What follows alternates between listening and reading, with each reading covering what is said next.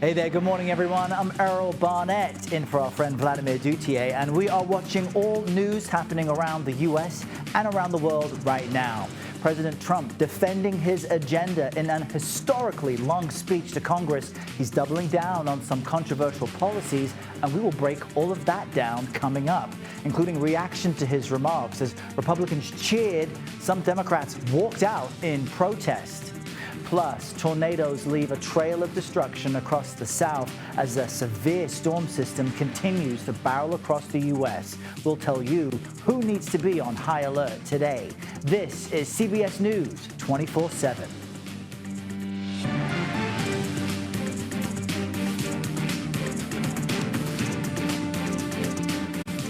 All right, so we begin with really widespread reaction to President Trump's speech to Congress. The president said, quote, "America is back," and he is emphasizing his agenda during a 100-minute speech, promising what he calls a golden age for America. My focus is on building the most powerful military of the future. We've had serious discussions with Russia and have received strong signals that they are ready for peace. I was saved by God to make America great again. I believe that. The golden age of America has only just begun. Now, CBS News polling shows a large majority of viewers, most of whom are Republicans, you should be aware, approved of Donald Trump's speech. Supporters called it presidential and entertaining. And as you see next to me, only 23% of people who watched the speech disapproved of what they heard. Now, we have full team coverage of all of this for you. We begin with CBS News White House reporter Olivia Rinaldi in our Washington bureau, and you can also see CBS News congressional correspondent Nicole Killian standing by. Olivia, let's begin with you. What was your biggest takeaway from Trump's 100-minute address last night? Well, besides it being the longest address that's happened in front of Congress in a long time, Errol, there were a couple of things that Trump said that certainly caught my attention. Let's tick through them. The first, he said he wants to get rid of the CHIPS Act. This was something he said caught my eye, caught my attention, because this was a wildly popular bipartisan bill to increase chip production in the U.S. for national security purposes and also economic purposes. Trump turned to Speaker Johnson and told him they should get rid of the act and use the leftover money to pay off some of the debt. I'm curious how that will impact especially Republican lawmakers, who this act was very popular in a lot of their districts. He also urged Congress to make his tax cuts permanent, adding that he wants to make American-made car taxes deductible, the interest on American-made cars deductible. He also blamed President Biden, former President Biden, for the high cost of eggs. That certainly caught my attention. Of course, that's something that a lot of Americans have been talking and certainly noticing when they're at the grocery store. Trump says it's not my fault, it's his, and he's doing what he can to bring down the cost of eggs, directing his secretaries to handle that. I do also want to know, he talked about his tariff policy. On his tariffs, he said if you make your product in America, you won't have these tariffs, which can be rather large. I do want to toss to a bit of sound where he talked about how Americans will be feeling the squeeze on some of his tariffs. It may be a little bit of an adjustment period. We had that before when I made the deal with China, $50 billion of purchases, and I said, just bear with me, and they did. They did. Probably have to bear with me again, and this will be even better. That was great. And Trump asking Americans there to stand by him, bear with him, as we are going to go into what he's calling an adjustment period, Errol, for these tariffs. That's also code for high prices. Very good point, Olivia. Thank you for that. Stand by. Nicole, I want to ask you about the Democratic position on all of this, because there are questions as to whether they should react theatrically to what the president was saying or organize against policy. Do Democrats feel that their visual protests last night were effective? Put it in. I talked to a Democratic member before the joint address got underway, and what this member conveyed is that, which is largely what Leader Jeffries conveyed ahead of this address, is that it really kind of is a personal decision, or was a personal decision for members. In the case of the member that I spoke to yesterday, this person chose to attend the joint session and said that they were there to kind of listen and hear the president out, primarily because because of the makeup of their district. And so, I think you have to take that into consideration with respect to how some Democrats responded. Yes, some of it was organized in the sense of, many members, for instance, of the Congressional Progressive Caucus had those signs that they were holding up. Some walked out of the speech. Of course, the most notable was the disruption from Texas Congressman Al Green. But, he's certainly been around the block a long time here on Capitol Hill, and he made clear that he is not concerned about any punishment that might come his way, that he felt that he wanted to stand up in that moment because of what he believes are very punishing cuts on the part of the Trump administration, and potentially more to come when you look, for instance, at potential cuts to Medicaid as Republicans try to debate a larger budget package. So from that standpoint, while yes, some believe that Democrats' actions were disgraceful or may not have been as cohesive as some wanted, at the end of the day, it was an individual decision for members. And we were just watching footage there of the congressman being escorted out. Speaker Johnson saying he's open to a censure of the congressman if that's brought to the floor. Olivia, we had this CBS News polling, which is only of people who watched the speech, and similar to the room inside, a lot of Democrats chose not just to physically be there, but not to tune in. But from those who watched the speech, they're hopeful about Trump's presidency and his plans to tackle inflation. So what is next on the president's agenda on that front? Yeah, we should note that our polling from last night reflects that a majority of the viewers of the speech were Republican. They do feel quite hopeful about the direction of the country and what they heard from Trump.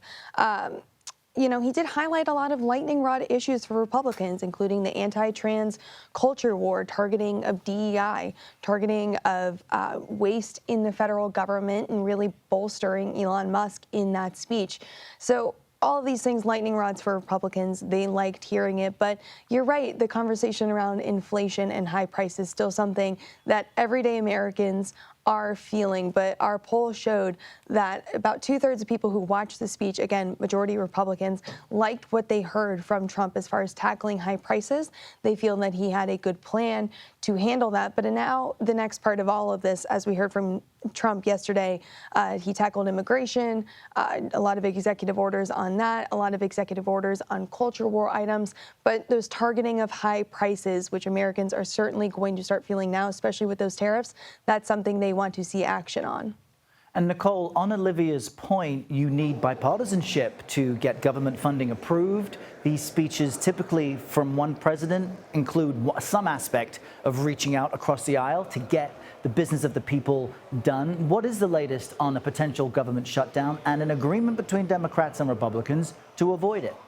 Yeah, well, right now an agreement remains elusive, although Speaker Mike Johnson has indicated he will probably move forward with what is called a continuing resolution, which is just basically another short-term funding bill to fund the government through the rest of this fiscal year. That is something that some Democrats are still noodling around. Others just feel that they don't believe that this is the right direction to go. So that is not stopping the Speaker and House Republican leaders from potentially moving forward with this, although no legislative text has really been provided as of yet. The hope is that maybe they can get something out as we get towards the end of the week or the beginning of next week. It has to, quite frankly, if they want to try to clear this Friday deadline. And even if Republicans are able to single-handedly get this out of the House, ultimately it would need some Democratic support in the Senate. All right, Olivia Rinaldi and Nicole Killian, my sincerest appreciation to you both. Thank you very much. All right, President Trump announced last night that a man accused of planning the suicide bombing at an airport in Kabul during the U.S. withdrawal from Afghanistan is in U.S. custody. You may remember that attack killed 13 American soldiers and 170 Afghans. Now, these images show FBI Director Kash Patel and Attorney General Pam Bondi waiting for the suspect on a runway earlier this morning. An initial hearing will be held at 2 p.m. today, and the suspect is described as an ISIS-K commander and is considered one of the two masterminds behind the planned attack. Our Scott MacFarlane is headed to the courthouse and will have much more on this case throughout the day, so stay tuned for that. National Security Advisor Mike Waltz said this morning the U.S. has stopped some of its intelligence sharing with Ukraine. This comes a day after we learned military aid had also been paused to the country. During last night's address, President Trump shared a letter he said Ukrainian President Volodymyr Zelensky sent him following that explosive Oval Office meeting. The letter reads, Ukraine is ready to come to the negotiating table as soon as possible to bring lasting peace closer. Nobody wants peace more than the Ukrainians, he said. Regarding the agreement on minerals and security, Ukraine is ready to sign it at any time that is convenient for you. CBS News foreign correspondent MTS Tayyab has more reaction to last night's speech from Kyiv. Well, in his address to Congress, President Trump said he received an important letter from President Zelensky, and parts of what he read to Congress used pretty much the same language as the statement posted on social media just hours earlier by Mr. Zelensky, including that Ukraine is ready to come to the negotiating table as soon as possible to bring lasting peace closer, and that nobody wants peace more than the Ukrainians. Now, President Trump also said Zelensky told him that he was ready to sign a rare earth minerals deal with the U.S. and that there had been, quote, serious discussions with Russia and that he'd received strong signals that Moscow was ready for peace. Now, Mr. Trump did not indicate when those talks took place or whether he was personally involved in them, but he did say it's time to end what he described as a senseless war.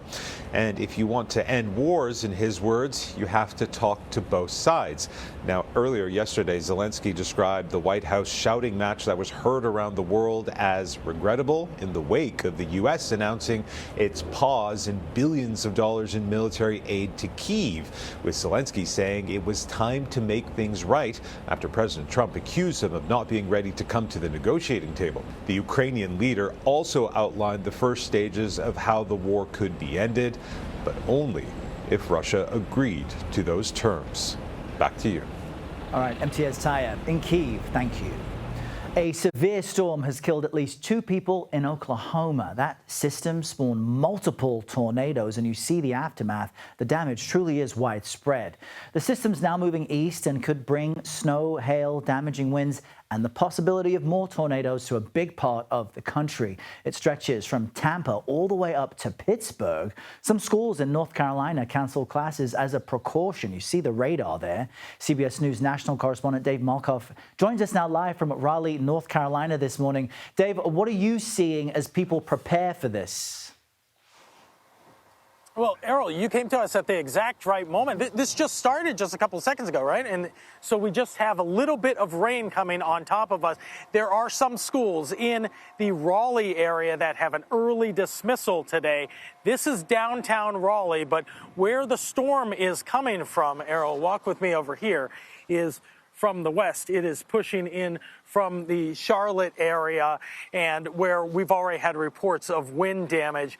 And as this storm pushes through here, we're going to see the first time that we've had this kind of elevated risk, 3 out of 5 for a severe thunderstorm. Since about 18 months ago, the last time they had significant damage here in the Raleigh area was back during Helene. And that's 200 miles from here. We are 200 miles from where the most damage happened in the Asheville area. So people are prepared for this right now, Errol. This is a possible tornado day or a heavy straight line winds day. You could have damage from either one, and we have seen both of those throughout the path of this storm. Yeah, the radar is showing that severe storm system marching in your direction. Dave, we appreciate the update. You and the team stay safe. We'll check in with you later. All right, we're following this breaking news just into our newsroom. Congressman Sylvester Turner has died. He is a Democrat from Texas, representing the state's 18th district, which includes parts of Houston and the surrounding area. He himself a former mayor of Houston. CBS News congressional correspondent Nicole Killian is back with us on this breaking news. Nicole, what are you hearing? Well, we are still trying to gather information and don't have all the details about the circumstances other than multiple sources have confirmed to CBS News that the Texas congressman has died. Of course, Sylvester Turner was the former mayor of Houston, Texas, was quite popular in that city and was just in his freshman term here in Congress after a special election to replace the late Congresswoman Sheila Jackson Lee, who served in that seat for many, many years, but died last summer after a battle with pancreatic cancer. Her daughter, in fact, temporarily replaced her at the end of the last session of Congress until Sylvester Turner was elected and assumed the seat at the beginning of this Congress. But it does certainly come as a shock, given his political history and as someone who, again, is well known in Houston, served the city of Houston for many, many years. So, again, we are still working to confirm additional details about the circumstances surrounding his death. We have reached out to his office for a statement, and we'll certainly bring that to you as we hear more. That's right, Nicole. And I'm just looking at an article from the Houston Chronicle acknowledging this news, saying Turner was 70 years old and that he was in Washington before passing away. And we understand he did attend the president's address to a joint session of Congress last night. So something obviously would have taken a turn for the worse afterward. Any indication on what that may have been or how things unfolded last night?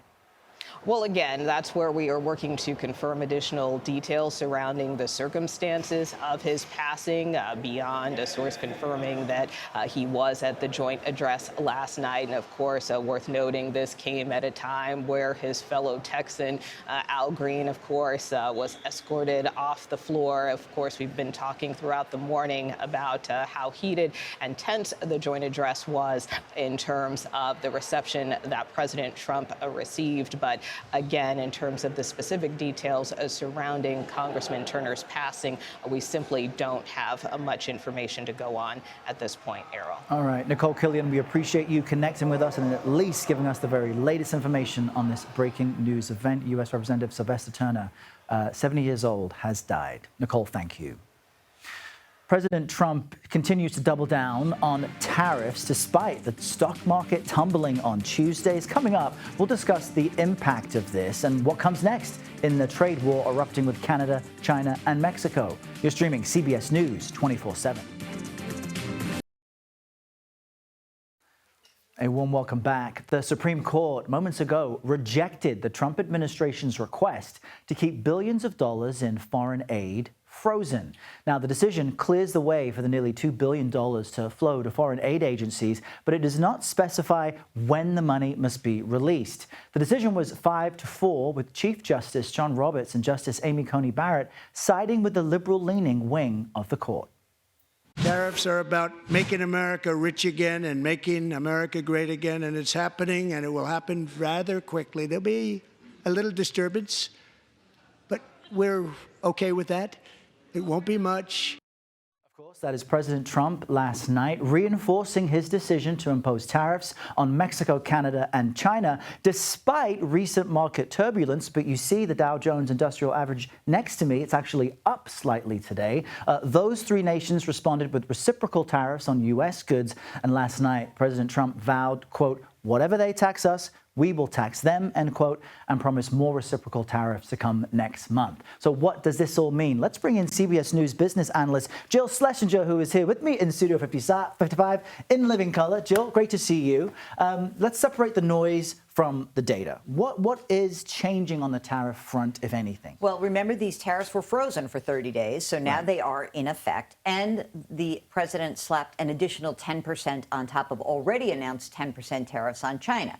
So taken all together, what I think we really need to understand is that some of these tariffs will work their way to your pocketbook very quickly. Others will take a while. So think about it this way. Something perishable, a fruit, a vegetable, an avocado from Mexico, that is going to actually see an immediate impact. First of all, we get a lot of stuff from Mexico when it comes to fruits and vegetables, 50 to 60%. And the things that are perishable, we got to change. They're going to be more immediate imports of those things. Whereas a car that's sitting on a lot today, your car will probably not change in price. When new cars are assembled and put up for sale, there will be thousands of dollars, or could be a thousands of dollars difference from where they were just a month ago. So it will take a while. Generally speaking, remember, the company that imports the good pays the tariff, and usually that company passes along that tariff and pushes up the price. That's why we worry about inflation re-accelerating. That's a great way of kind of comparing the smaller picture to the big picture, but I want to ask you about the even bigger picture. There was an announcement from the Trump administration there may be a change in how GDP, gross domestic product, this great number that you love to cite all the time, a change in how it's calculated. What's happening there? Well, no change yet, Okay. but the Commerce Secretary, Howard Lutnick, had said yesterday, I think we focused on this idea. He says, listen, the tariffs, they could be rolled back, they could be changed. A lot of focus on that. Wonks like me were focused on something else, he said, which is, hey, maybe we're going to have different ways of calculating the gross domestic product. That is our largest measure of what's going on in the U.S. economy, Right. the tally of all goods and services sold. Now, what he may want to do is pull out some of the government part of that. And government spending accounts for 15, 16, 17% of all spending. So this would be actually a very big change. So economists are focused. They're very worried that any changes that we get to the way that data are released would impact how people might be feeling on the ground. Hey, if the government says the economy's doing okay, and yet I feel like things are costing more, or my friend got laid off, that would be a very, almost like a crazy-making experience for anybody living on the ground. So we're going to watch that. I think that could actually have a very interesting impact on how all economists approach what this next phase of the Trump administration and can you looks just like. help us understand the logic of pulling out what the government spends? Why even do that? You know, I think it's a very, I don't know what the why is, because I think that there's always this feeling that when your person is not in office, your team is not in office, that there's something going on with the numbers. What we do know is civil servants who run the data for the Labor Department and for all these government agencies, they've clung to these ways of calculating economic progress and missteps as well for decades. So any change in this would be very disruptive to the way that we analyze what's going on. Of course, by the way, you know how you analyze what's going on? A friend of mine once said this to me, a very big-time Nobel Prize-winning economist. Oh, okay. And you know what he said? He goes, you know, when it comes to the world, there's basically two numbers. 100% I have a job, 0% I don't have a job. Everything else flows from that. So if people Makes are losing sense. jobs, they won't spend money. That's going to hurt economic growth. That's why he's got that Nobel Prize, That's breaking right. things down so well. If Jill only I Schlesinger, thought of yours that. is due. It's coming soon. Thank you so much. Great to have you with us. All right, moving on to some other big stories. New Mexico police revealing new details about actor Gene Hackman's death. Next, why their findings are creating more questions than answers. You're streaming CBS News 24/7.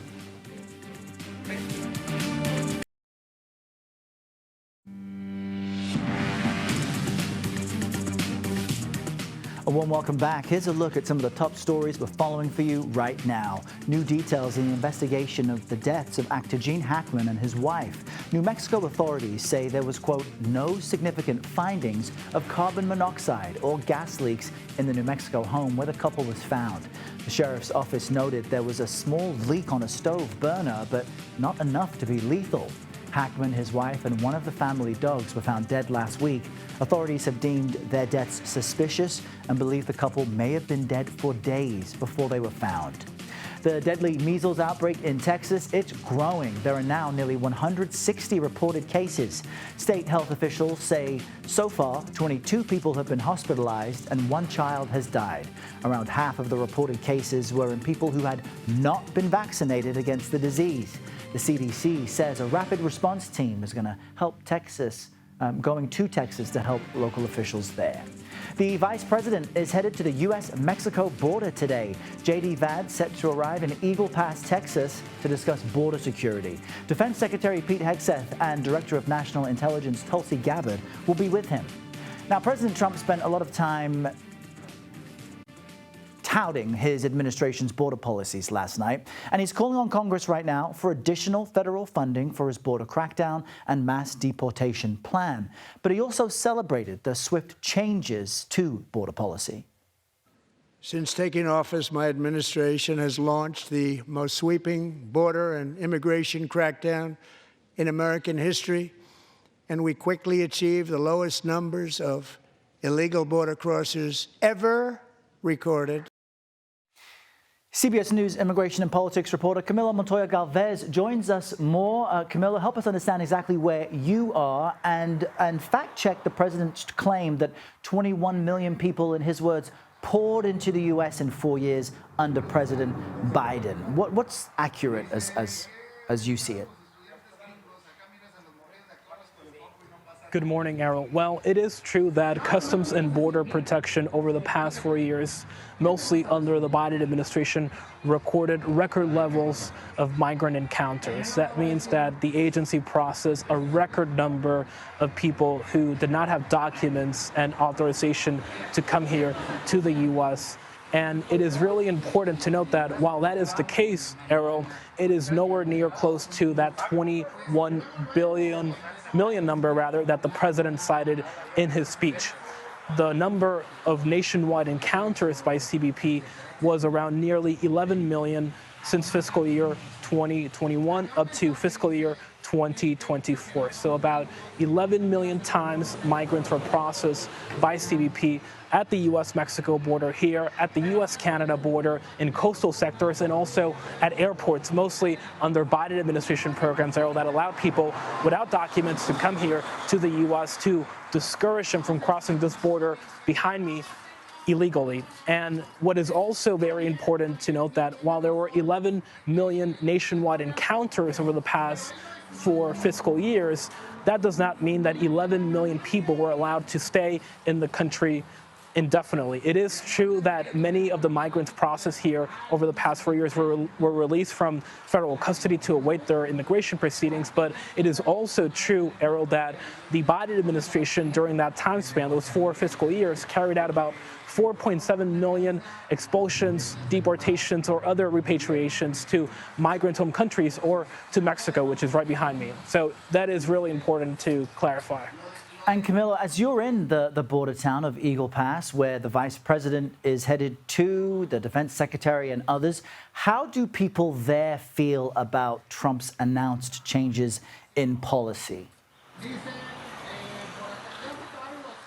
Well, just to put it in perspective, Errol, this border town of Eagle Pass here along the Texas border with Mexico used to be an epicenter of that unprecedented migration crisis along the border under the Biden administration.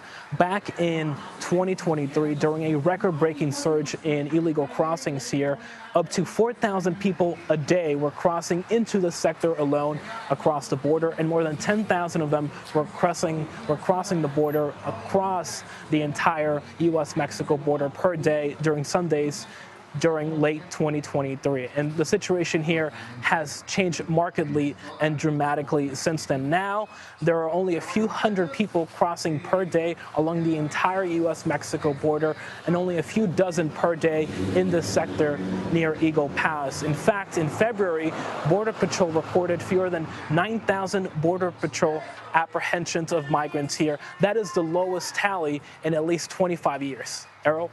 Really interesting, Camilo, and great to get your insight as someone who has covered this topic so extensively and, of course, traveled along the southern border for CBS News. Camila Montoya Galvez, we appreciate your reporting. Thanks for that.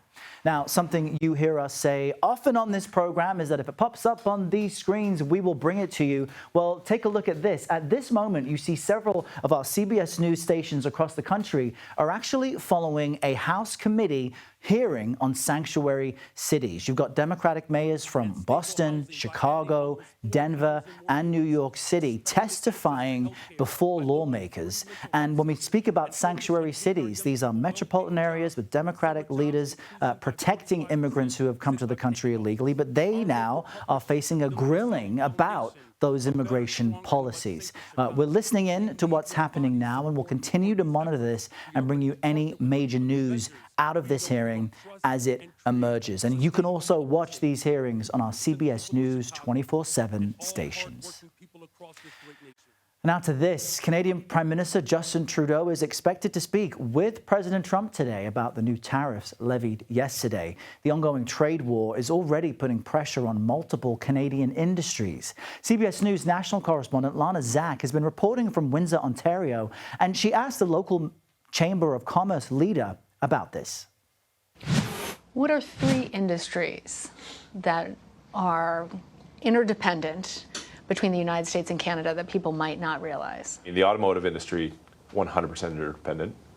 The agriculture industry, extremely dependent. And that's beyond just our region and talking about potash into the Midwest. The other industry that I don't think that people quite understand is labor mobility. So people here in Canada, and I'll be specific, we have 6,000 nurses that cross the border on a daily basis to take care of U.S. citizens. Without those nurses, the healthcare in the United States, in Michigan, Detroit specifically, cannot operate. So back when COVID happened, there were exemptions for the nurses to cross over into the United States. They were the first people that were allowed to cross the international border. So, you know, from a Canadian perspective, this makes it almost harder, right? Because we've got our loved ones, we've got our families that cross border on a daily basis. We've got my sister-in-law, for example, works in the U.S. healthcare system. My sister married an American. So, you know, I know your question was related to industries, but I think the social interaction and the social connection between Canada and the U.S., specifically Detroit and Windsor, is not something that most people would know about. Really interesting there. And Lana also reports that another major industry that could be impacted by this is the alcohol and spirits industry. Canada is the second largest importer of U.S. alcohol and the largest importer of U.S. wine. And research from the Wine and Spirits Wholesalers of America says the tariffs on booze alone will result in the loss of 17,000 American jobs and $2.7 billion of U.S. economic output. All right, we turn our attention now to the Middle East. This morning, Israel swore in Lieutenant General Eyal Zamir as its new military chief. Now, this appointment comes as the future of the Gaza ceasefire remains uncertain. CBS News foreign correspondent Deborah Patta brings us the latest from Jerusalem. Israel's decision to cut off food, fuel, medicine and other supplies to Gaza's more than 2 million people has sent prices soaring as remaining stocks of humanitarian aid are rapidly dwindling. The aid freeze also threatens to reverse the tenuous progress made in staving off famine during the first phase of the ceasefire deal between Israel and Hamas. Most Palestinians in Gaza are entirely dependent on humanitarian support, and many are living in makeshift shelters. Israel says the siege is to force Hamas into accepting an alternative deal to the one agreed to in January. Talk should be underway to discuss a permanent end to the war and the release of all remaining hostages. Instead, Israel wants to delay those negotiations while still insisting half the hostages are released. The flow of aid was supposed to continue throughout the truce, which is now in danger of collapsing. Human rights groups have called this a starvation policy. But Prime Minister Benjamin Netanyahu has raised the pressure even more, saying he will not rule out cutting off all electricity to Gaza if Hamas doesn't budge. And we have been told that power supplying two main water desalination plants in central Gaza have already been switched off. Back to you. Deborah Patta, thank you. All right, let's check your forecast with CBS News Philadelphia meteorologist Grant Gilmore. Grant, how are things looking across the country?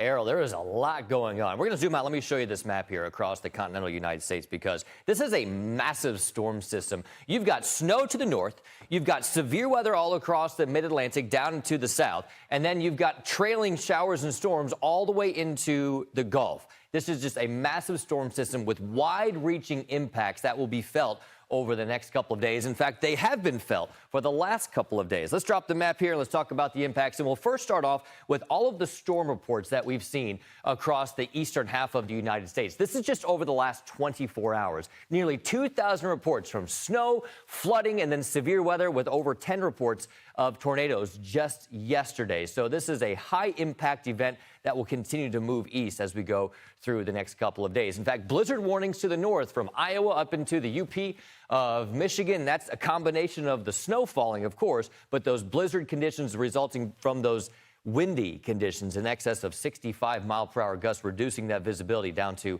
less than a mile. So we've got 110 million people, though, just outside of the severe weather threat today that are underneath the threat for just gusty winds. Again, I mentioned those wind gusts, 65 to nearly 70 miles per hour.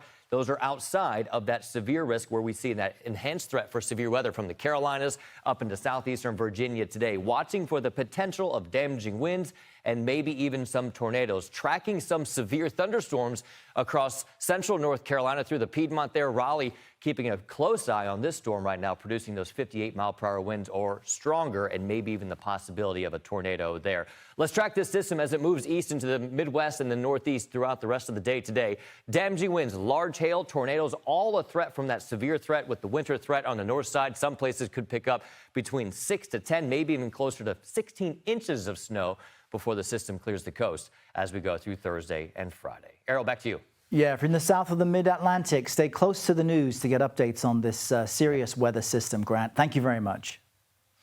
All right, still ahead for you all, how Ash Wednesday is being observed in Rome as Pope Francis remains in the hospital. We'll take you there for the very latest on that and the Pontiff's health. You're streaming CBS News 24/7.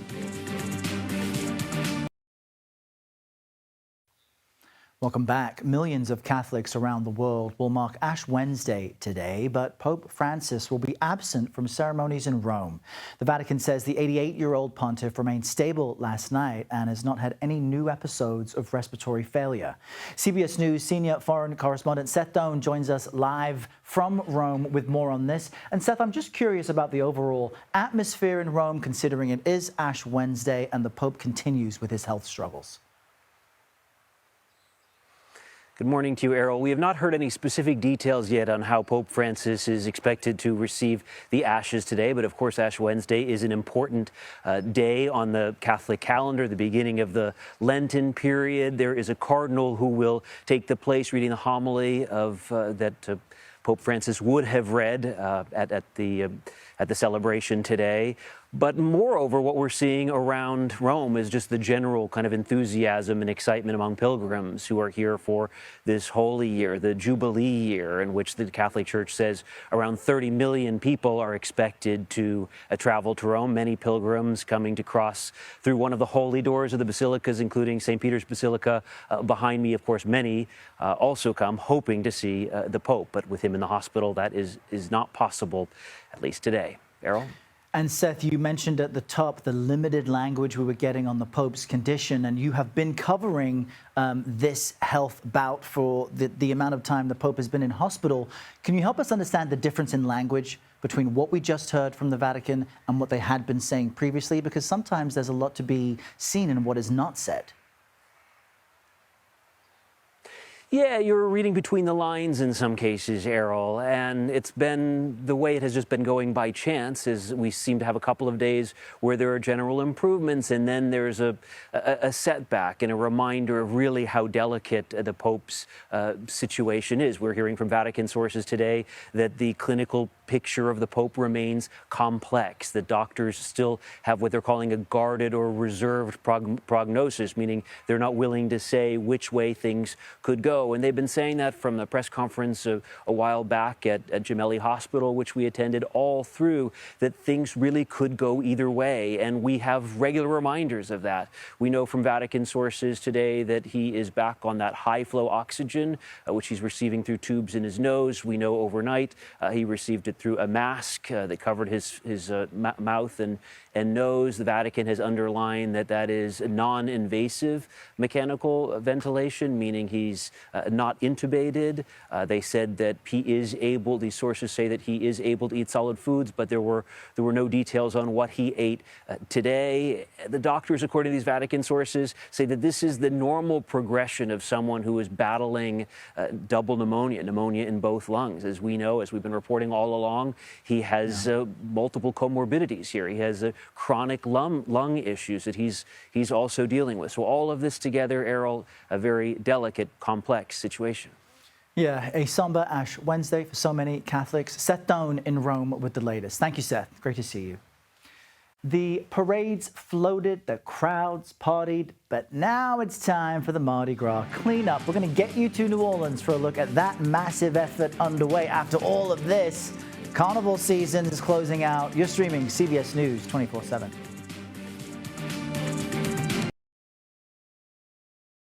All Khan, Chief Engineer on Ops. Y'all start the landing. We're on the moon. That's what they wanted to hear. That was the precise moment the Blue Ghost lander from Firefly Airspace touched down on the moon early Sunday. And look at this, fresh footage from the moon service. This was a party in Mission Control as Firefly Aerospace celebrated the first ever upright moon landing of a private spacecraft. NASA says 10 of its instruments are on board, and that includes a drill to measure the temperature below the moon's surface. It will operate on the surface for approximately 1 lunar day. Nerds out there will know that's 14 Earth days. Very cool stuff. All right, Mardi Gras 2025 is officially in the books down in New Orleans. Bourbon Street is now, I'm told, squeaky clean. I believe that's relative.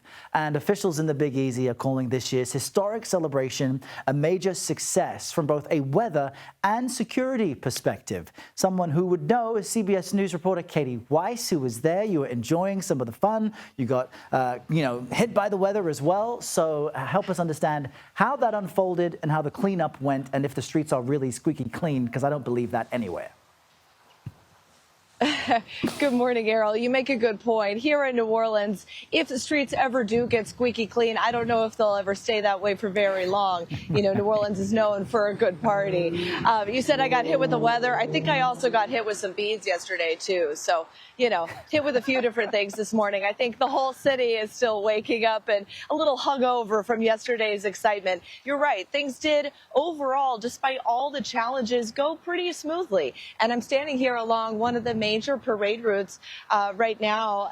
And it's impressive to see that it has been cleaned up more or less. But as you see here in this tree behind me, there's still a lot of work to be done.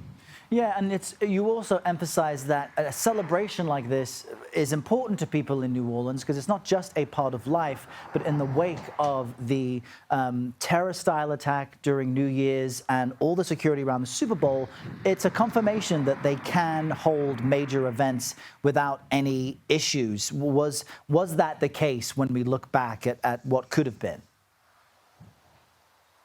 Yes, absolutely. I think this was an attack that really took the city by surprise. In talking with so many, local business owners, volunteers, people who are, active members in the community, so many people said, we never expected this.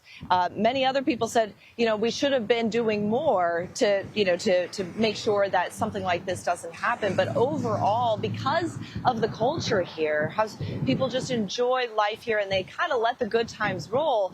This was not something that they expected, and I think overall, these last couple events have really given the city that confidence they need moving forward to be able to hold more major events. Yeah, good to hear and great to see that you've recovered from all that you were hit with. Katie Weiss, we appreciate your coverage. Thank you so much. Let's cross over to CBS News Philadelphia meteorologist Grant Gilmore with a look at the national weather forecast. Grant, have you ever been hit with beads? Katie has. She's fine now. I can't say that I have, but look, there's always time for those new experiences, I guess we could say, right? Look, we're tracking severe weather across most of the East Coast today, from Florida all the way up to Pennsylvania. In fact, Erie, Pennsylvania, underneath that slight risk for severe weather, but the bigger concern is going to be across the Carolinas today, where we have that enhanced threat for severe storms at level 3 out of 5. Not just damaging winds, but the potential for some tornadoes today. This is a massive storm system. You've got winter storm, in fact, blizzard warnings in effect over portions of Michigan and Iowa today. That storm system will move east and coast as we go into the day tomorrow. But throughout the day today, if you're in that slight risk area, make sure you've got a way to get those severe weather alerts. Errol, back to you. Always a good idea to listen to Grant. Thank you very much. That does it for me. I'll see you on the CBS Morning News at 7 a.m. Next, it's Mugo Odigwe live from San Francisco with all the breaking news from coast to coast. This is CBS News 24/7.